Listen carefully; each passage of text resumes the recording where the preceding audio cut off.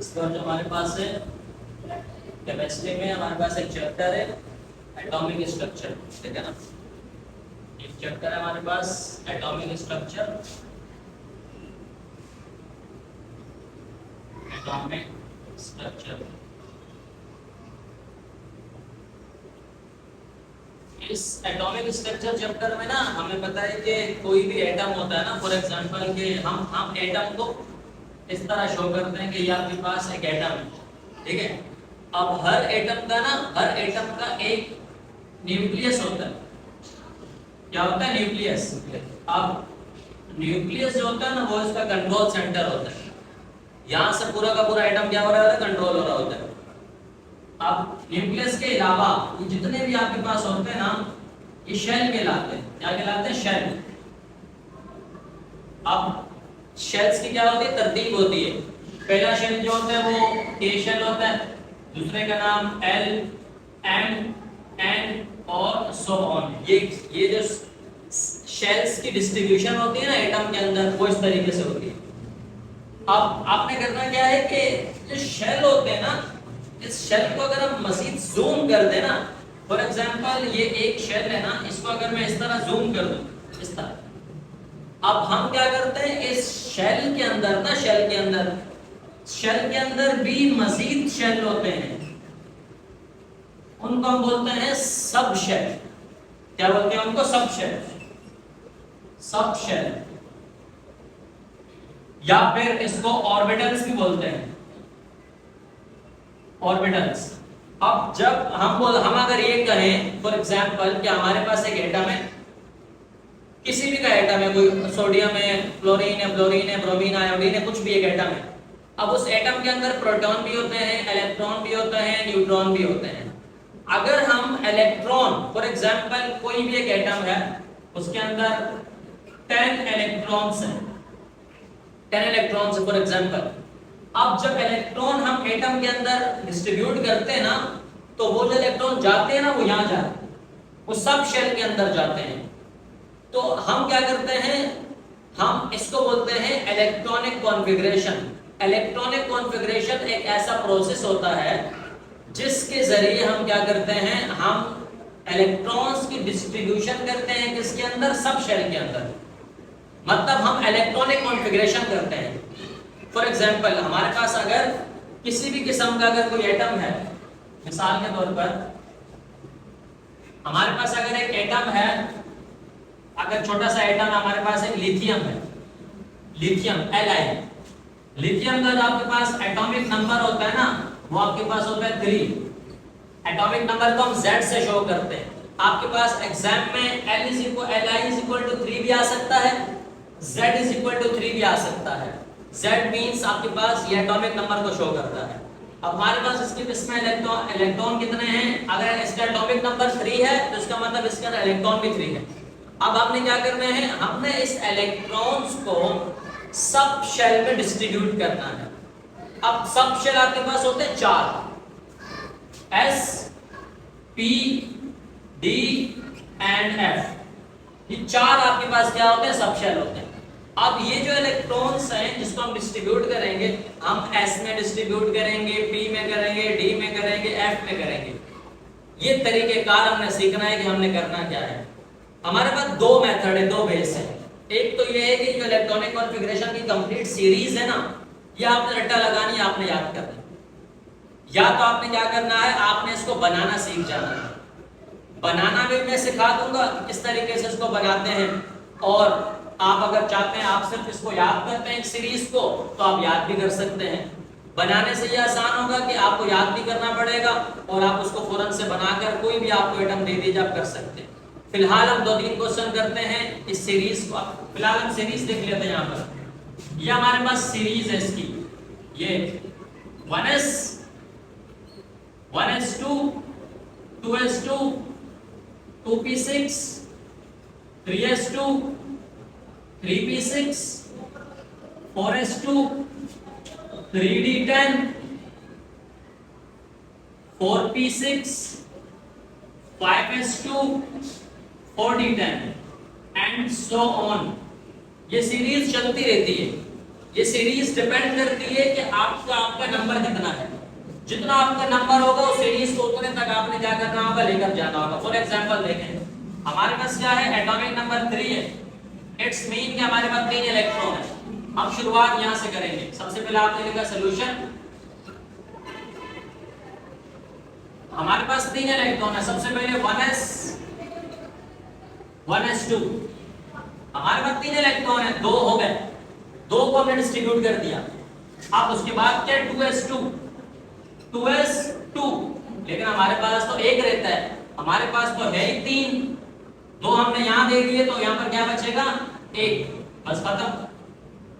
आपने इस तरह सीरीज लिखनी है। अब ये कहां तक जाएगी सीरीज, ये डिपेंड करेगा, ये बस जाना इसी पर फॉलो करना है, इसको फॉलो करना है। पहले अगर ये आ गया, दूसरा ये आएगा, फिर तीसरा ये आएगा, फिर चौथा, जहां तक आपका एटॉमिक नंबर होगा वहां तक आप इसको लेकर जाएंगे। फॉर एग्जांपल आपके पास एक और है, आपके पास एक सोडियम Na, इसका एटॉमिक नंबर आपके पास होता है 11। आपने इसको सॉल्व करना है। आप इसकी इलेक्ट्रॉनिक कॉन्फ़िगरेशन किस तरह करेंगे, आप लिखेंगे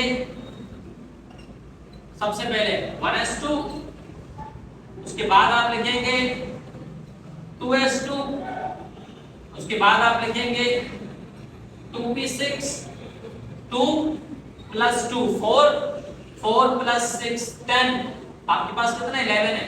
एक और लिख देंगे 3s1, वैसे तो 3s2 है, लेकिन आपके पास तो एक ही रहता था, आपको तो 11 पूरे करने हैं, तो आपने क्या कर दिया, 3s1 लिख दिया। इसी तरीके से एक आपके पास और, फॉर एग्जांपल मिसाल के तौर पर आपके पास कैल्शियम है, आपके पास कैल्शियम का एटॉमिक नंबर 20 है। ये आपको दिया जाएगा, ये चीज आपको दी जाएगी। अब आपके पास है सॉल्यूशन, आपने इसको सॉल्व करना है। सॉल्व करने के लिए आपने सीरीज को फॉलो करना है। आपके पास लिखा हुआ है 1s2, इसके बाद आपके पास है 2s2, उसके बाद आपके पास है 2p6, उसके बाद आपके पास है 3s2, उसके बाद आपके पास है 3p6, ये हो गए 2 + 2 4, 4 + 6 10, 10 × 2 12, 12 + 2 18, और उसके बाद क्या आ गया आपके पास 4s, ये आपके पास हो गया 20 पूरे। तो ये आपका क्या है, इसकी इलेक्ट्रॉनिक कॉन्फ़िगरेशन। अब जो आपके पास एक मेन पॉइंट है ना, उसको आपने याद रखना है। एक मेन पॉइंट, एक बात याद रखना कि डी में कभी भी डी के अंदर 4 नहीं आ सकते, कभी भी डी के अंदर 9 नहीं आ सकते। अब हमने ये करना है कि अगर डी के अंदर 4 या 9 आ जाए तो हम क्या करेंगे, मतलब इत्तेफाक से अगर आखिरी में बचते ही 9 हो और डी हो, तो डी में 9 नहीं डालेंगे तो क्या करेंगे। फॉर एग्जांपल मिसाल के तौर पर आपके पास एक आपके पास है एलिमेंट जिसका एटॉमिक नंबर 24 है। फॉर एग्जांपल आपने इसको सॉल्व करना है।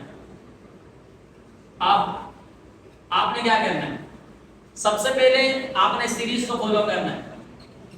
1s2, उसके बाद 2s2, उसके बाद 2p6, उसके बाद 3s2, उसके बाद 3p6, उसके बाद 4s2। ये आपके पास 2 + 2 4, 4 + 6 10, 10 + 2 12, 12 + 2 12 + 6 18, 18 + 2 20। आपके पास बच गया 4 और आपके पास आ रहा है 3d4। अब d में तो 4 आ ही नहीं सकते, तो आप क्या करोगे, आप d वाले को कर दोगे 5, तो एक हमने खुद बढ़ा दिया, ये कैसी बात है, तो हम क्या करेंगे, यहां से कम कर देंगे, पीछे वाले s से एक कम कर देंगे और d में क्या कर देंगे, इंक्रीज कर देंगे।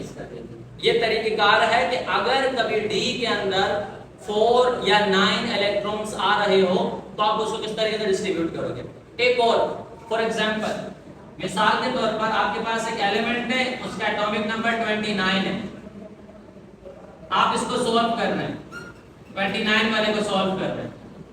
अगर आप 29 वाले को सॉल्व करेंगे तो क्या होगा 1s2 2s2 2p6 3s2 3p6 4s2 ये आपके पास होगा 20।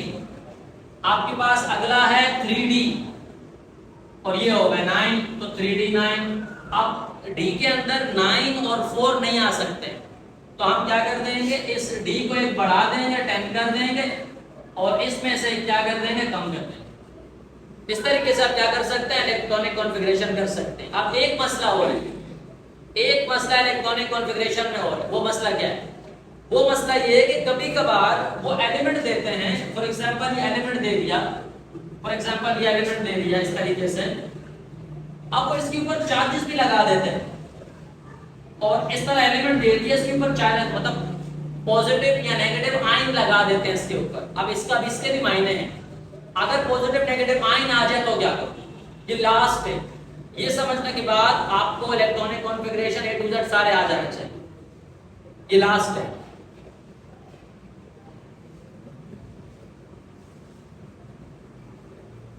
ये बिल्कुल लास्ट है। फॉर एग्जांपल आपके पास कोई एलिमेंट है, किसी भी किस्म का कोई एलिमेंट है, हम मैग्नीशियम को ले लेते हैं, मैग्नीशियम +2 और मैग्नीशियम का जो एटॉमिक नंबर होता है वो आपके पास होता है 12। अब आपने इसको सॉल्व करना है, आपने इसको सॉल्व करना है। अब ये पॉजिटिव और नेगेटिव आयन का समझना। अच्छा, पॉजिटिव जो आयन आता है ना, पॉजिटिव का मतलब होता है प्रोटॉन, मतलब ये जो आपके पास है 12 इलेक्ट्रॉन है, मतलब ये 12 जो है ये -12 है, 12 इलेक्ट्रॉन है और ये 2 क्या है? ये 2 प्रोटॉन है। तो ये क्या हो जाएगा माइनस प्लस माइनस, 10 में 12 में से 2 माइनस होगा तो ये क्या बच जाएगा आपके पास 10। इसका मतलब ये है कि आपको 12 तक नहीं लेकर जाना है, आपको 10 तक लेकर जाना है। मतलब जितनी आपके पास साइन आती है ना ऊपर पॉजिटिव होगी, 2 प्लस होगा तो 2 कम करोगे, 1 प्लस होगा तो 1 कम करोगे, 3 प्लस होगा तो 3 कम करोगे और माइनस आएगा तो बढ़ा दोगे। मतलब -2 आएगा तो आप क्या करोगे?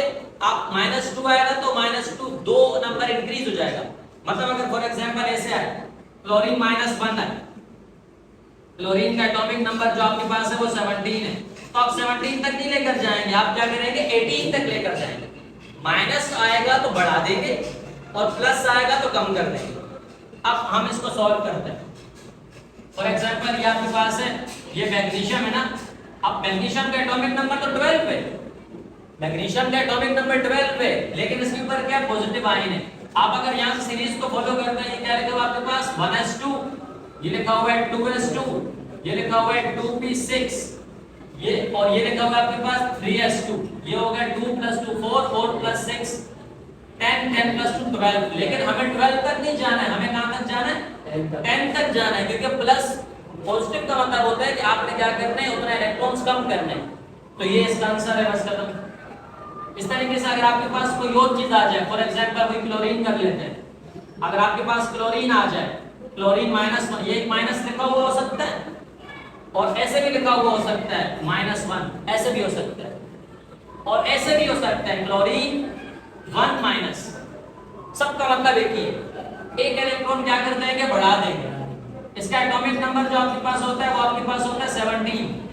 तो आप जब इसके इलेक्ट्रॉनिक कॉन्फ़िगरेशन करोगे, आप जब इसके इलेक्ट्रॉनिक कॉन्फ़िगरेशन करोगे, ये हो जाएगा 1s2, ये हो जाएगा 2s2, ये हो जाएगा 2p6, ये हो जाएगा 3s2, ये हो जाएगा आपके पास 3p और ये आपके पास 17 और एक आपने बढ़ा दिया तो कितने हो जाएंगे 18। तो ये 2 + 2 4, 4 + 6 10, 10 + 2 12, 12 + 6 कितने होते हैं आपके पास 18।